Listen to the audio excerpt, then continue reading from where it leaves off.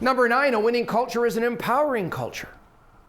We need to empower people if they're going to deliver our service mission and help us grow our business. But here's the problem. Managers, leaders, supervisors, they go to seminars on empowerment and they come back and they're all hot about empowerment and they say we're going to empower our people, and it fails miserably and they can't figure out why. You can't empower people if they're not the right people. You can't empower people if they're not trained properly. You can't empower people if they don't have the right support systems and structures in place. You can only empower when you find great people, you communicate and train, and then you create the structures and processes to guide and support them. And if you're not prepared to do that, don't empower them. Spoon feed them.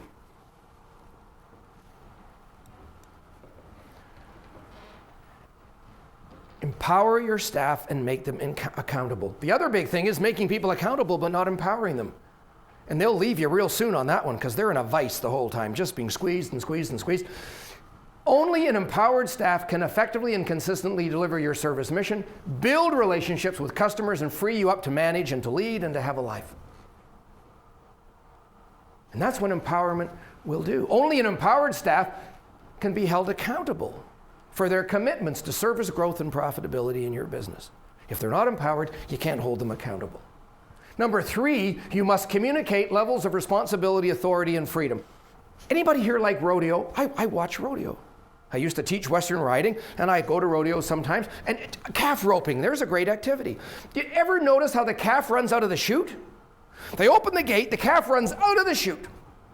Great enthusiasm, great joy, great exuberance, runs out of the chute until a rope drops down over its neck. But it doesn't notice, so it just keeps running. It doesn't know it's run out of rope. Hits the end of the rope. It's sort of thrown up in the air, falls down, and a sweaty 240-pound cowboy jumps on it, ties up 3 legs, and steps back for everyone to see the poor, embarrassed calf.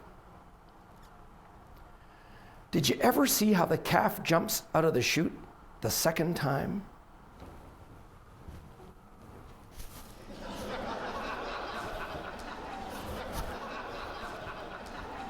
And that's why they have to keep getting new calves. Is that how it happens in your business? They don't know how much rope they have before they're going to be yanked up short, and someone's going to pounce on them and tie them up and then step back and humiliate them in front of everybody. Because a lot of companies run that way. And the fact is, that is why they have to keep getting new calves. And maybe that's why you have to keep getting new people. People need to know what their levels of responsibility, authority, and freedom are. Empower or perish. If we don't give people permission to make mistakes, we immobilize them with fear and inactivity. Interesting thought. If we don't give people permission to make little mistakes, we immobilize them with fear. Are your people afraid to do anything? Better an imperfect decision now than a perfect decision never. There's a neat thought. People say, oh, I could make a better decision. I could do that better than my people if I just had time to get around to it. And the boss's desk piles up with stuff that nothing will ever be done with. And their people are walking around every once in a while. They stick their head in the boss's door and say, boss, how's it going? If you are a leader, a manager, a supervisor in your business and your people are sticking their head in your office and saying, boss, how's it going? You know that everything is ass backwards in that business. Because bosses are supposed to go down the hall, stick their head into the office of the people that report to them and say, how's it going? But if all the its are on the boss's desk, that's the only place you can ask the question, in his office, boss, how's it going? Better an imperfect decision now than a perfect decision never. And companies get tied up in never. Because the boss just says, oh no, I could come up with a better decision on this if you just give me enough time. Here's an interesting thing about Ritz-Carlton hotels, consistently rated number 1 or number 2 in the world in the hotel business.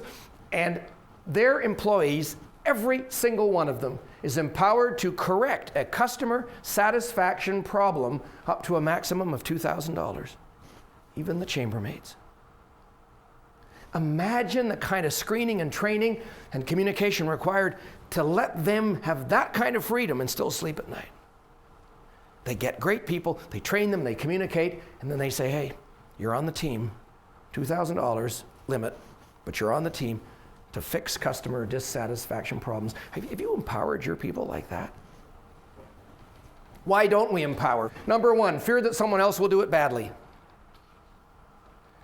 Well, if you create a winning culture and you get the right people in and you train them, most of the time they will not do it badly. How about number two, fear that someone else will do it well, maybe even better than me, and how does that make me look?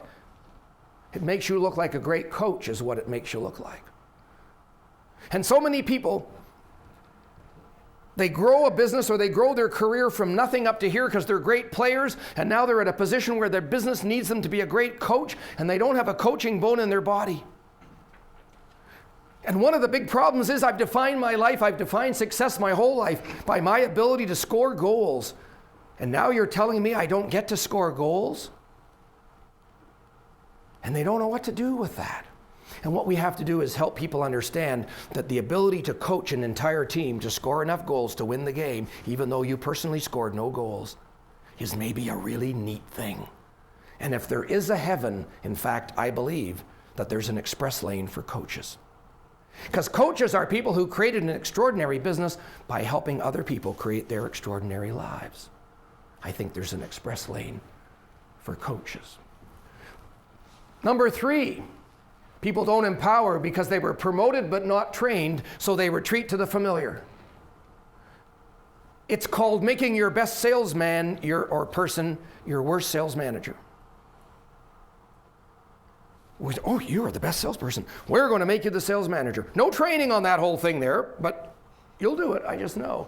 And it always is a disaster. So if you're going to promote people, you've got to help them over the hump. You've got to say, hey, there's an express lane for coaches. It'll work for you.